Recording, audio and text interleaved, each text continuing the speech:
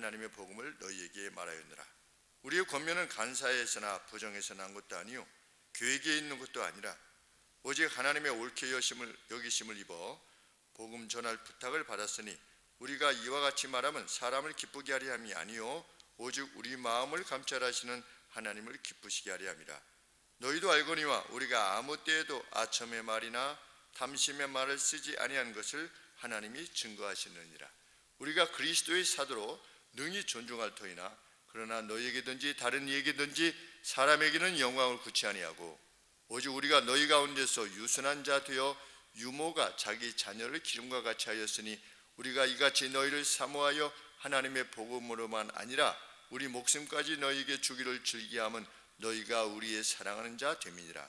형제들아, 우리의 수고와 애쓴 것을 너희가 기억하리니 너희 아무에게도 누를 끼치지 아니하려고 밤과 낮으로 일하면서 너희에게 하나님의 복음을 전파하였느라. 우리가 너희 믿는 자들을 향하여 어떻게 거룩하고 옳고 흠없이 행한 것에 대하여 너희가 증인이요 하나님도 그러하시도다. 너희도 아는 바와 같이 우리가 너희 각 사람에게 아비가 자기 자녀에게 하듯 권면하고 위로하고 경계하노니 이는 너희를 부르사 자기 나라와 영광 이르게 하시는 하나님께 합당히 행하게 하려 함이니라. 아멘. 데살로니가 교회를 향한 사도 바울의 편지의 내용을 보면 고린도 교회로부터 사도 바울이 비난을 받았던 것처럼 참 사도가 아니라고 하는 비난을 받았던 것처럼 데살로니가 성도들에 의해서도 그 일부인지 대다수인지는 알 수 없지만 오해 그리고 오해로 말미암는 어떤 비난을 받고 있었음을 알게 됩니다. 어떤 비난이었느냐? 이기적인 이유들로 우리를 속였고 그 속임수로 부당한 이익을 취하려 했다. 누가? 사도 바울이. 사도 바울도 이러한 불신을 받게 되었다는 것이 정말 놀랍기만 합니다. 그래서 어떤 사역자에 대해서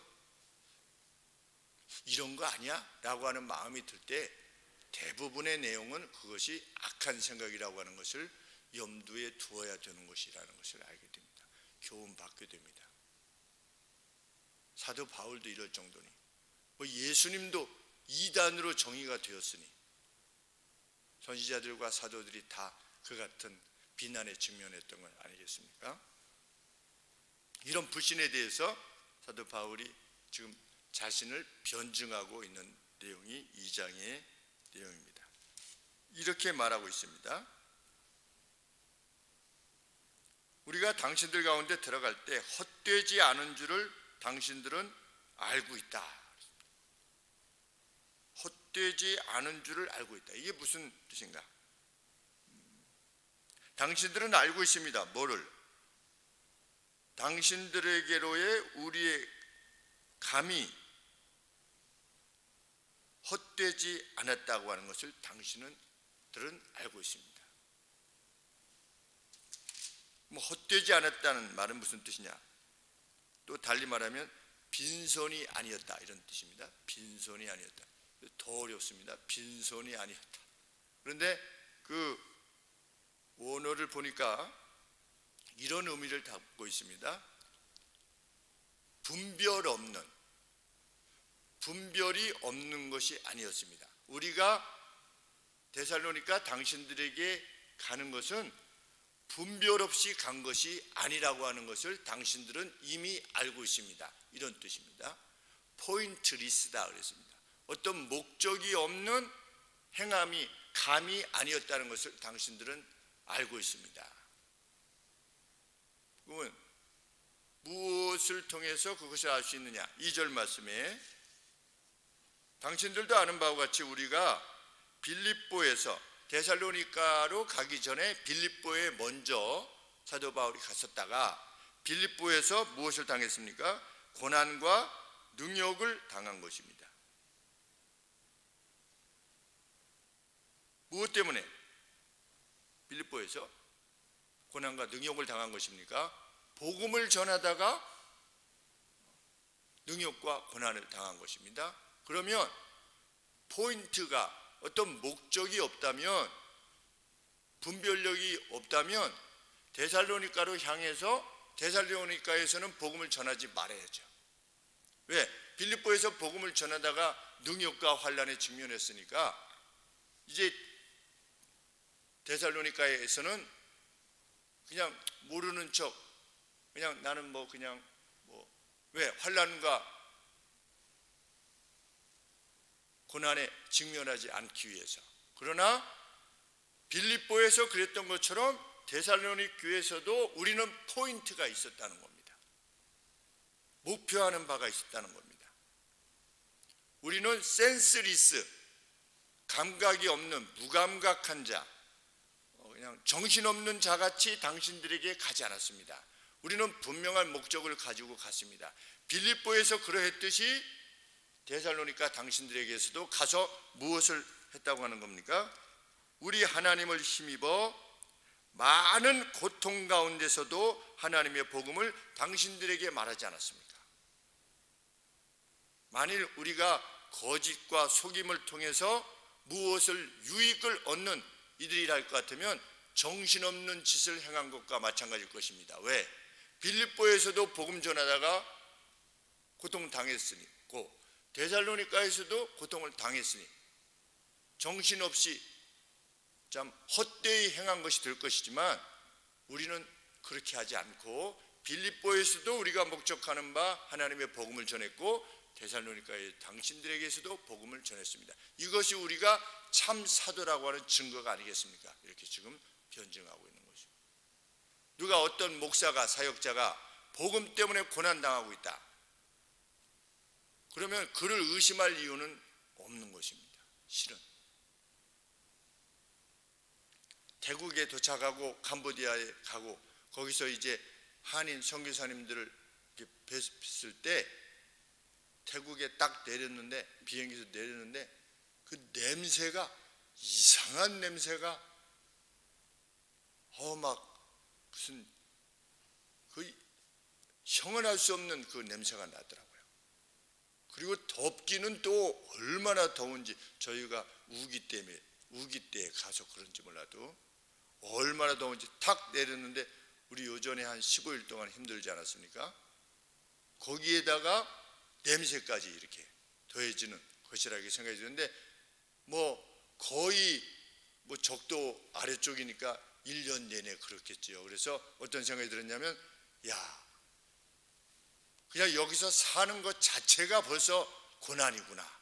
한국 사람으로서 거기서 태어난 사람들이야 그럴 수 있다고 해도 우리 한국 사람이 신학대학원에서 공부를 다 마치고 그곳에 가서 복음을 전한다고 하는 것, 그냥 그곳에 있는 것 자체가 정말 하나님 옆에 헌신이구나, 이런 생각을 하게 되었습니다. 그런데 거기서 캄보디아에서 누굴 만났냐? 인도네시아가에서 이영찬 선교사님 만났는데, 이영찬 선교사님은 한국에서 간 것이 아니라 미국에서 가신 겁니다. 더 좋은 사회죠.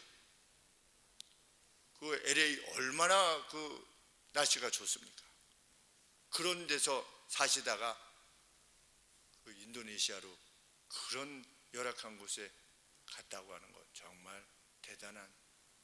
그분은 또 탈벗 신학교라고 하는 그 교육학으로 유명한 학교에서 공부도 하시고, 그래서 인텔이지요.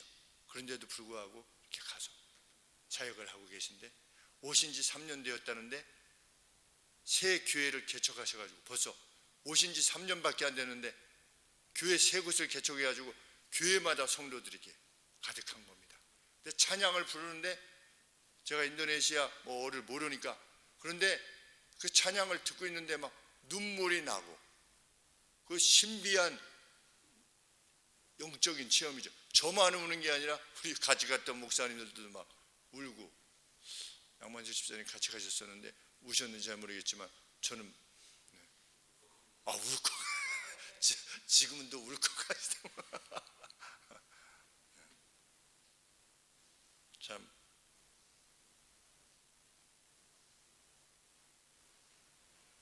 사역자는 누구냐? 고난을 알면서도 그 길을 가는 겁니다. 특별히 무엇을 위해서?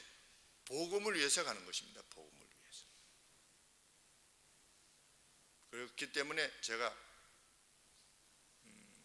우리 교회에 오셨던 7분 중에 사역자들 중에 2분에게는 목사가 되기를 그만둬라 이렇게 말씀하신 겁니다.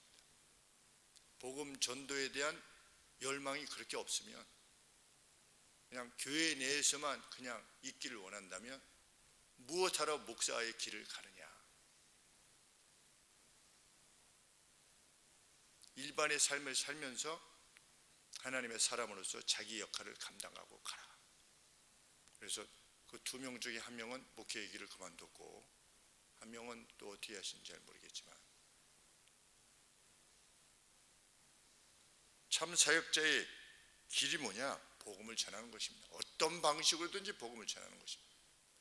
매일 기회가 주어지면 때를 얻든지 얻지 못하든지 복음을 전하는 것입니다. 이 사도 바울은 그렇게 행했다는 것입니다. 그러니 간사함이나 불순함이나 속임을 목적했다면 그렇게 고통받을 이유가 없지 않겠습니까? 라고 말하는 것입니다. 5절 말씀. 우리가 아무 때에도 아첨의 말이나 탐심의 탈을 쓰지 않은 것을 하나님이 증거하시느니라 라고 말할 정도로, 참 이런 말 감히 하기 어렵지 않겠습니까? 하나님이 아신다라고 하는 표현을 써요. 우리도 그렇게 살기를 원하는 것입니다. 내가 성도들을 향해서 진실한 바는 하나님도 아십니다 라고 하는 말을, 하나님의 이름을 들어서 말하는 것이 얼마나 두려운 일이겠습니까? 그럼에도 불구하고 바울은 그렇게 말할 수 있었다는 겁니다. 참으로 존경스럽습니다.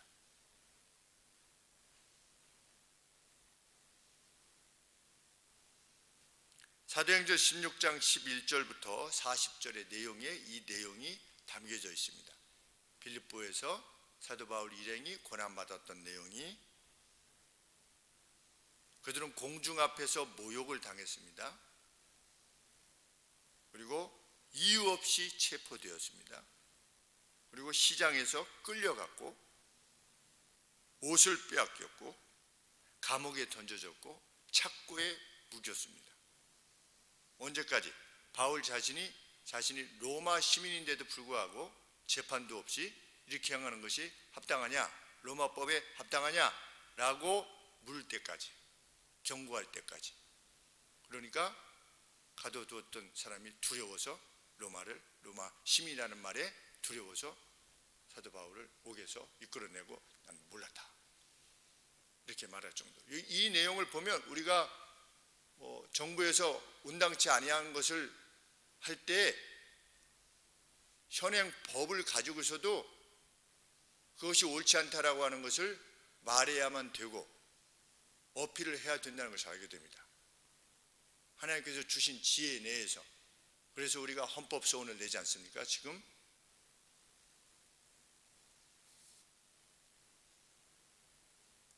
2절 하반절에 많은 싸움 중에 라고 하는 표현, 그것이 바로 그 심한 고통을 말하는 것이었습니다. 심한 고통 가운데서도 복음을 전하는 것입니다. 어쩌면 오늘 그런 것일 수도 있습니다. 지하철에서 예수님을 믿으라고 전하시는 분, 어떨 때는 그렇게 전하는 모습이, 요새는 뭐 그런 분들이 계신지 안 계신지 잘 모르겠지만 전에는 많이 계셨지요. 그런 분들이 좀 뭔가 과도하게 무엇을 행하는 것이냐 생각될지 잘 모르겠지만, 이게 공중에 있는 앞에 그 연탄재 시가 생각납니다. 너는 한번 그리스도를 위해서 그렇게 뜨거워 본 적이 있느냐?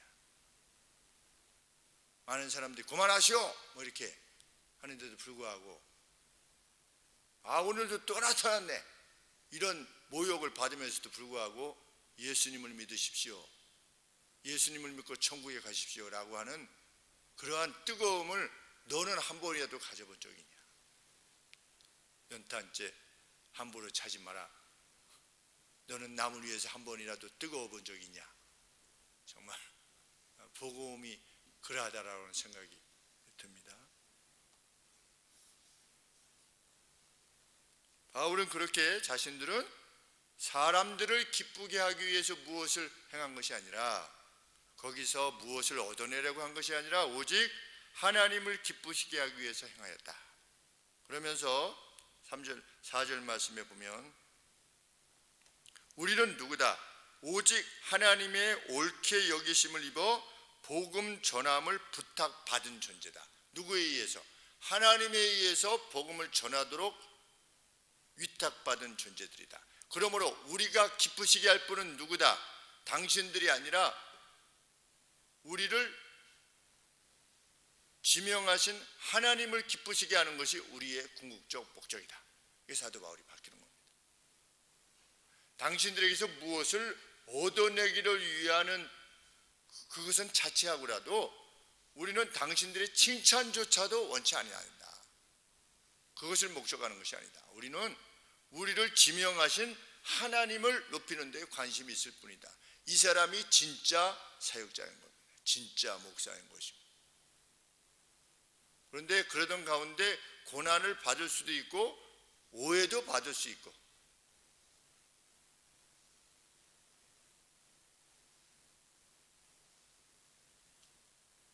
(5절) (6절) 말씀에 우리는 결코 협잡꾼일 수 없다.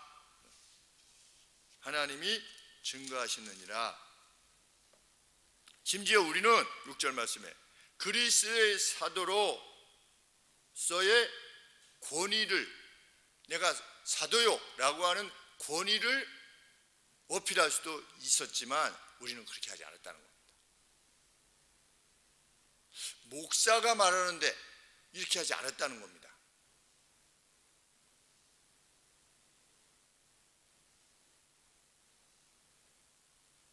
그렇게 하는 것이 아니라 당신들에게든지 다른 에게든지 사람에게는 영광을 구지 않았다는 겁니다. 사람이 나를 어떻게 평가할 것이냐, 내 설교를 누가 어떻게 평가할 것이냐, 이런 것도 개의치 않았다는 겁니다. 사람들이 목사님 정말 말씀이 뛰어나십니다. 오늘 말씀이 별로였습니다. 왜 그런 말씀하세요? 이런 것들 둘 다에 개의치 않고 하나님의 진리의 말씀만 외쳤다는 거예요.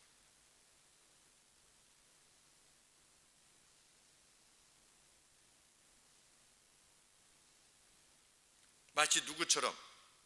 자신의 자녀를 부드럽게 돌아보는 젖먹이를 지닌 엄마처럼.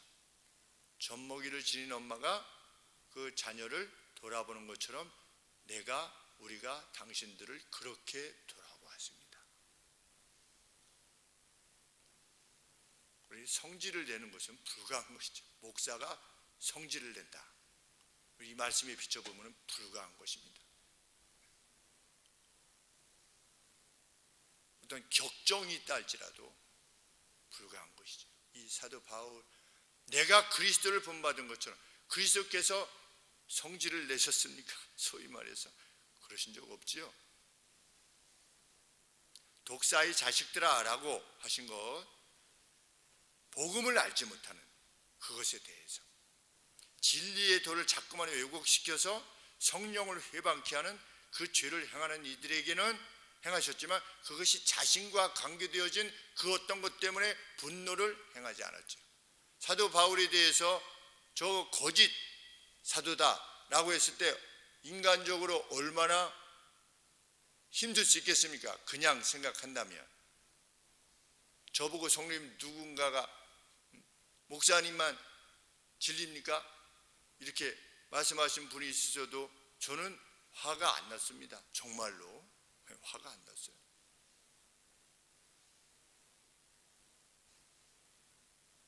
제가 그랬습니다. 제가 저만 진리라고 하지 않았습니다. 저도 진리의 말씀을 외친다고 말씀드렸을 뿐입니다.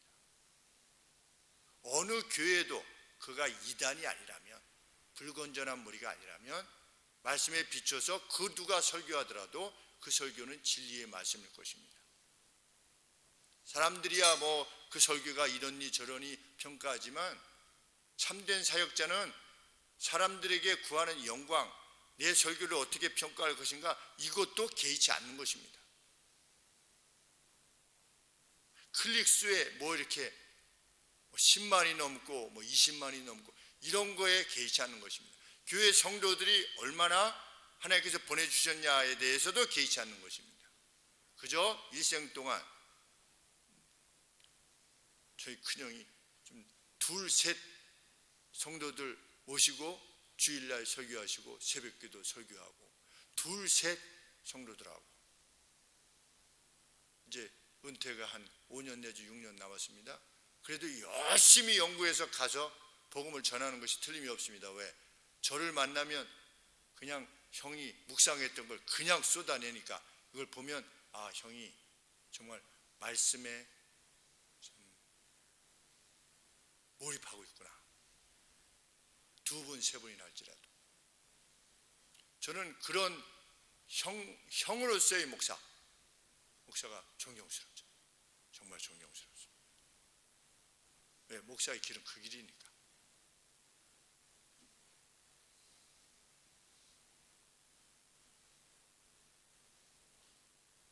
8절 말씀에 왜 자신이 그렇게 하기를 원했는가? 복음을 주어서 공유할 뿐만 아니라 자신의 생명도 주기를 원할 만큼 성도들을 사랑했기 때문이다. 참 빛나는 것. 복음만 전하고 그냥 별 적이 아니라 자기가 가진 심지어 생명이라도 주기를 원하는 것입니다. 빚을 내서라도 성도들을 도와주려고 하는 겁니다.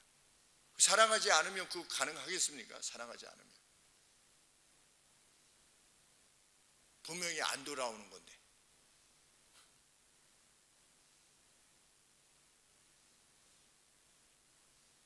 오늘 청지 입안 할 때 말씀을 드린 바 같이 과거에 어떤 성도님 가정이 처음 예수님을 믿기 시작해서 가정 성경 공부를 원해서 제가 새벽 1시에 갔다.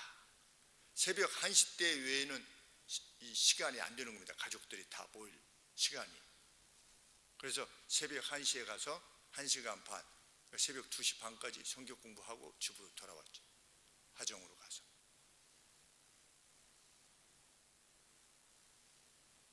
또 어떤 형제는 자기가 하는 일에 어떤 좀 비관적인 생각을 가지고 말하면 새벽에 전화 오면 새벽 2시든 3시든 가서 일산 쪽으로 또 가서 그 길거리에 앉아가지고서 또 한 1시간 정도 이야기 나누고 격려하고 요거 마무리하고 다른 일을 생각해 보시면 더 좋을 것 같습니다 라고 하는.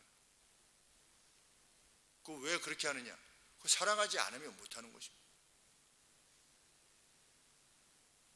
다시 새벽 기도회가 4시인데 그러면 글쎄요, 거의 못 자고 그냥 새벽 기도 다시 와서 또 예배 드리고 그런 시간들이 많이 있었죠. 오랜 시간.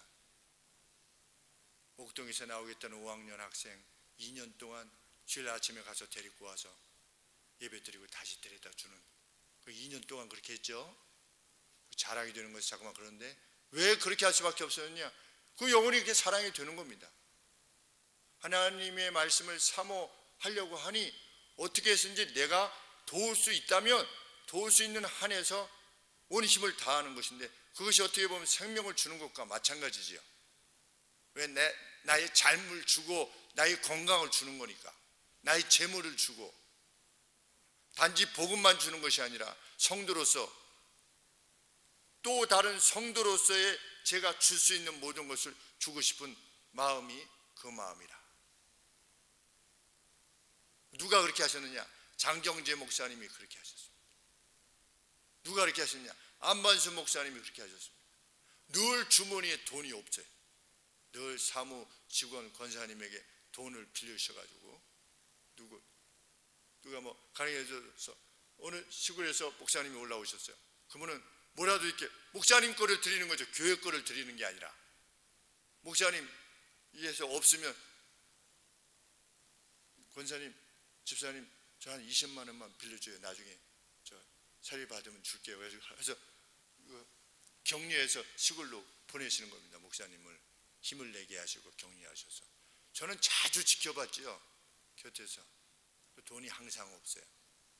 그 아마주 목사님이 어떤 목사님이십니까? 이전에 사업을 하시다가 사장이시래 가지고 집도 좋은 집에서 사셨어요. 그 장로님 되시기 전에 이제 집사님 되시고 장로님 되시고 이제 목사님 되셨는데, 이 집사님 되셨을 때 아주 좋은 집에서 사셨죠. 사업도 잘하시고 고대 영문학과 나오셨으니 뭐 공부도 잘하셨죠. 그리고 그 말씀을 하셨습니다. 군정 왔을 때, 미군들이 왔을 때 그 군정 통역관으로 일을 하셔서 백에다가 돈을 이렇게 메고 다녔대요.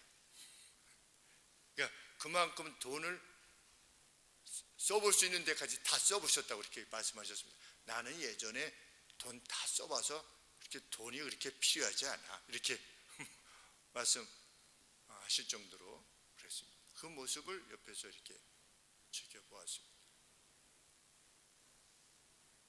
교회는 이미 크고 강남의 교회인데도 불구하고 사례비가 얼마 없었습니다.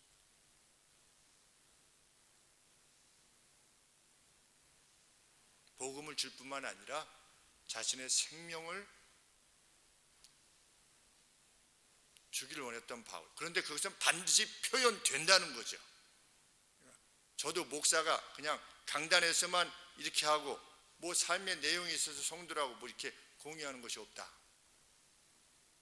그러면 이런 글을 못 쓰겠지요, 오해가 생길 때.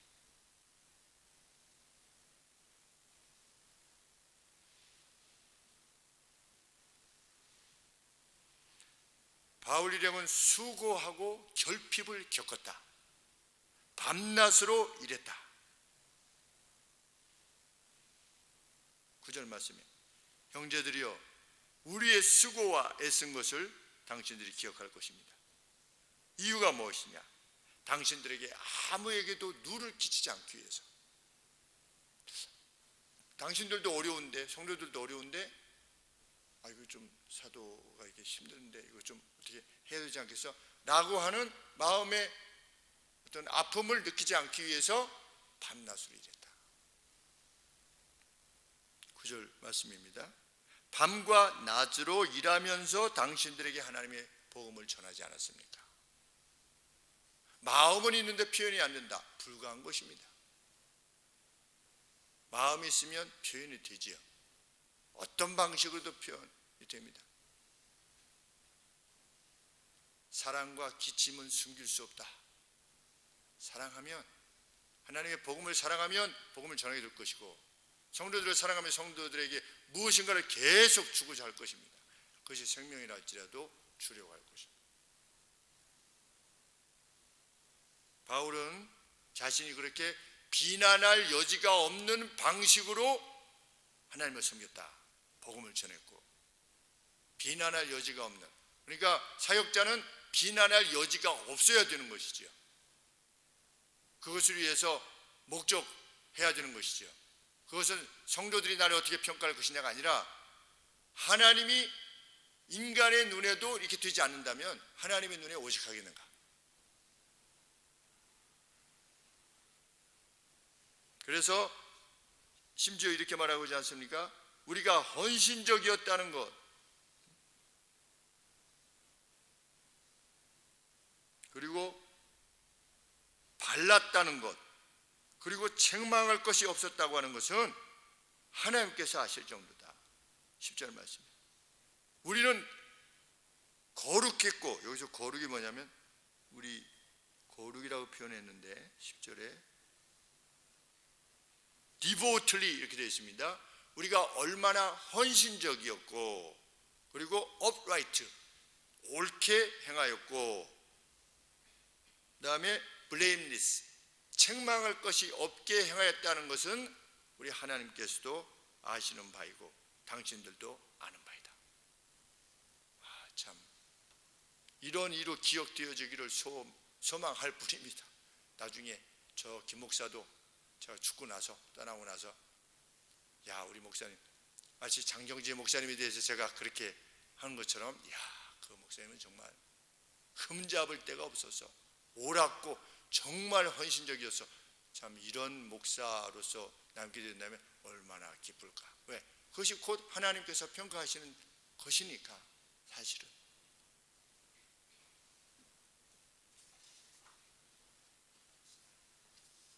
장경재 목사님은 누누이 말씀드리지만 그 목사님의 대거실을 교육관으로 내놓기 위해서 저 집하고 담 사이에 스레터로 이렇게 방을 내가지고 그 안에 아들들이 살도록 하셨어요. 참. 그러니 뭐 그냥 스레터 해가지고 그 밑에 뭘 만들었으니 그 밑이 오직 했겠습니까? 무슨 보일러가 되겠습니까? 겨울에 무슨 단열이 돼가지고 뭐 이렇게 되겠습니까? 그냥 땅바닥 위에 뭐 이렇게 좀 시멘트 같은 거 좀 바르고 이렇게 바르고 거기 담에서 그냥 살았습니다. 누가? 아드님이 5이었거든요. 그러니 거실은 교육관으로 내놓으시고 성경 공부할 때 뭐 토요일날 같은 때 찬양 준비하면 거기 가서 하셨습니다. 성도님들이 그렇게 내어주셨습니다. 전부를 내어주셨다라고 저는 생각이 듭니다. 돌이켜볼 때. 그러면 바울이 이러한 사랑을 위해서 밤낮으로 일해서 자비량했을 뿐만 아니라 온 힘을 다해서 행한 것이 뭐냐? 11절 말씀해 보니까 촉구하고 격려하며 간청하는 것이었다. 저는 이 말씀을 보면서도 어미 꾸짖고 뭐 이런 게 없어요. 촉구하고 제발 이렇게 하십시오. 잘하고 계십니다. 격려하고 이렇게 하시기를 간절히 원합니다. 청지 기반 제발 같이 해주시기를 바랍니다. 간청하는, 촉구하고 격려하며 간청했다. 뭐 때문에? 사랑 때문에. 그것이 지닌 가치를 알기에. 사도 바울 일행에게는 데살로니가 성도들이 누구셨느냐? 자녀들이었다. 자녀들. 그런데 왜 자녀들이라고 표현하는가? 아직 미숙했기에 영적으로 미숙한 자녀들과 같은 이들을 아비와 같이 대하였다. 이것을 보면 참 좀 그리스도인들이 이해했던 아비하고 로마 당시에 이해했던 세상에서의 아비에 대한 이해가 달랐다고 하는 것을 알게 됩니다. 제가 누누이 말씀드리지만 여자아이를 낳는데 아비가 갖다 버리라면 버릴 수 있었던 것이 가장의 권위인데 아비의 권위였습니다. 그리고 심지어는 생사 여탈권도 아버지에게 있었대요. 자녀를 죽일 수도 있었대요. 이게 로마 당시의 이 아비의 모습인데 사도 바울은 뭐라고 지금 말씀하시는 것입니까? 11절에 우리가 너희 각 사람에게 아비가 자기 자녀에게 하듯 권면하고 위로하고 경계하노니, 하나님 믿는 성도로서의 아비의 모습이 어떠해야 되는가를 밝히는 대목입니다. 그러한 시기에 혁명적인 발상입니다. 참으로. 그런데 그 어떤 자가 이때 당시에는 시대적으로 저 남성 위주기 때문에 여성이 남성을 주관하는 것을 허락지 아니하노라. 사도 바울이 그 시대적인 가치에 종속되어서 그렇게 말했다고 하는 것이 얼마나 어리석은 말인가 알게 됩니다. 아비를 누구라고 말하는 것입니까? 촉구하고 격려하며 간청하는 이런 사역자들이 많아질 때 교회의 부흥이 일어나겠죠. 다시금. 그러면 무엇을 위해서 그렇게 촉구했는가? 그들을 부르신 12절 말씀대로 그들을 부르신 하나님께 합당한 삶을 살게 하기 위해서 촉구하는 겁니다. 하나님은 이걸 좋아하십니다. 제발 이렇게 하십시오. 하나님이 이걸 싫어하십니다. 제발 하지 마십시오. 사랑해서 그렇게 촉구하는 일에 자기 생애를 바치고 자기 생명을 주기까지 원했다.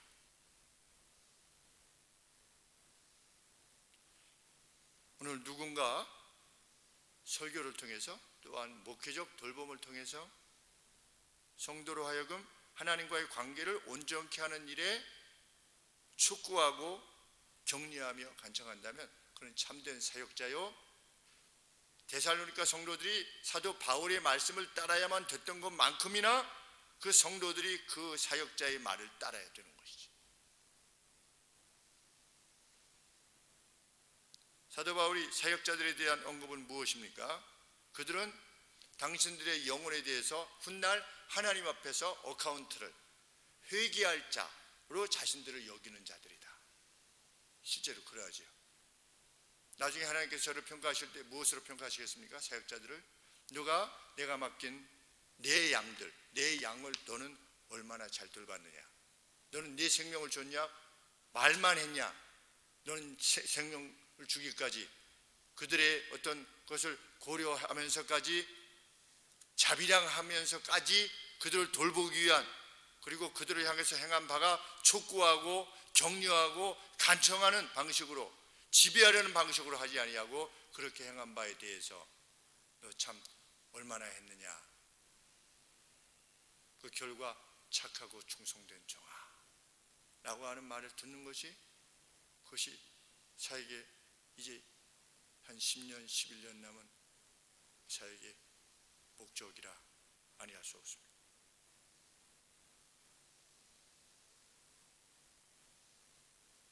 어머니와 같은 돌봄이 되기를 원하고 아버지와 같은 사랑이 되기를 원하는 것입니다. 그것의 근간 권면과 위로, 그것이 궁극적으로 목적하는 것이 무엇입니까? 사역자 개인의 높음이나 그것이 아니지 않겠습니까? 하나님께서 우리를 부르신 하나님에게 걸맞는 worthy of God 그랬습니다. 하나님에게 합당한 성도들의 삶을 걸어가게 이끌고 도움을 드리는 것, 그것이 사역자의 길인 줄 압니다.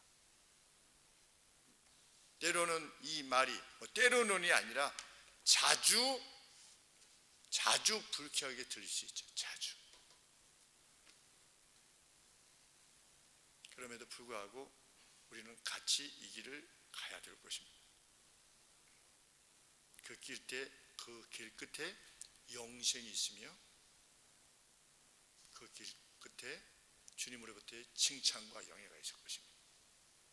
각기 처한 자리에서 하나님께서 부르신 그 부르심에 합당하게 행하는 이 길을 계속해서 나아가는 우리가 되기를 소원합니다. 기도하겠습니다. 주님 감사합니다. 하나님의 말씀을 듣게 해주셔서 감사합니다. 그리고 우리의 심령을 열어셔서 아멘으로 받게 하시고, 사역자는 복음뿐만 아니라 생명을 성도들을 위해서 주는, 그토록 성도들을 사랑하는, 그리고 지배하는 자로서가 아니라 하나님 섬기는 자로서 본을 보임으로써 행하는 그 사역을 계속해 나갈 수 있도록 하나님 이끌어 주시고, 성도들에게는 하나님 그렇게 주시는 그 애정 담긴, 사랑 담긴 권면을 가슴에 기쁘게 받아들일 수 있도록 그 마음들을 열어주시는 아름다운 교회 되게 하여 주시옵소서. 예수님의 이름으로 기도합나이다. 아멘. 300